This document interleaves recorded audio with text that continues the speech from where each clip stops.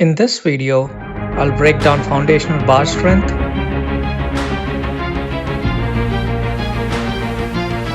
what research says about grip and core strength, and how to build a strong aesthetic physique while still balancing real life.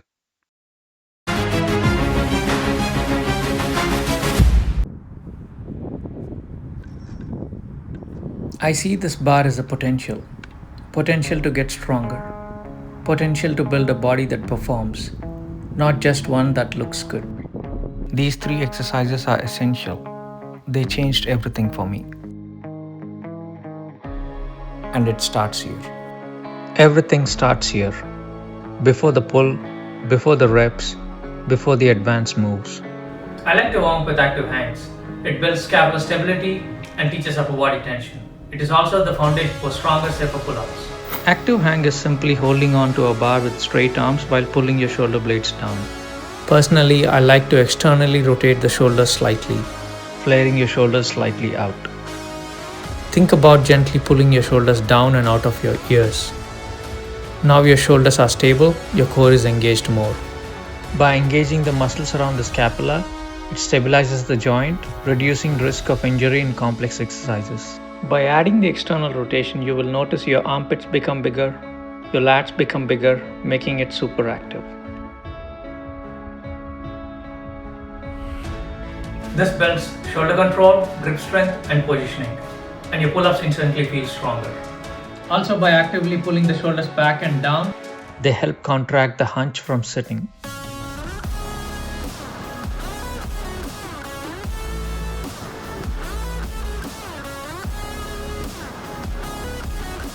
Once you master this, it opens the door to more possibilities. Towel hangs, single arm hangs, but that's a discussion for another video. I started adding active hangs to my routine over time, and they've become a regular part of how I prepare my shoulders for pulling movements. Whether you train with weights in the gym or prefer bodyweight training, this movement matters. You'll notice how practicing active hangs supports your other pulling and upper body movements and helps with pain-free lifting. Eventually, you'll have to pull.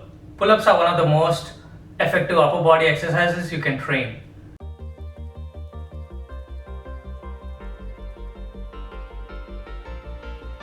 Pull-ups develop strength through the lats, upper back, shoulders, and arms. The primary mover in a pull-up is the lats, which is the most powerful pulling muscle in the back. Pull-ups also strengthen the upper back, arms, and shoulders. Your core is also activated to stabilize the trunk and enable the body to be lifted as one solid structure. But more importantly, they teach your body how to control your own weight through space. And that type of strength carries over to almost everything else you do. Pull-ups aren't just about how many reps you can do. They are about how well you can control each one. Getting the chin over the bar for most people with basic pulling strength is very achievable. If you can't do a pull-up yet, there are many ways to build towards it. Chair or bench assisted pull-up machine, resistance bands, or inverted rows on a low bar can all help develop that strength. There's no best way. Everybody responds differently, so pick what works for you. Build the strength first and the pull-ups will come. Vary the grip style to keep the joints healthy. Rotate between grip variations, underhand, overhand, neutral, every couple of months. Master the pull-up and everything about your upper body changes. There's actually some research looking at what improves pull-up performance. This 8-week study on pull-up performance compared 3 groups. One group trained pull-ups with forearm work, one with core training, and one with just interval conditioning. All groups improved, but the forearm group absolutely dominated. They increased the pull-ups by over 220%. The takeaway? Grip isn't just a small factor, it's often the limiting factor. Stronger forearms delay fatigue, so your lats and biceps can actually do the job. Hanging leg raises expose your core stability. It's not just about having a six-pack. Six-pack is just what you see on the surface. If you can't do a leg raise yet, you can build towards it.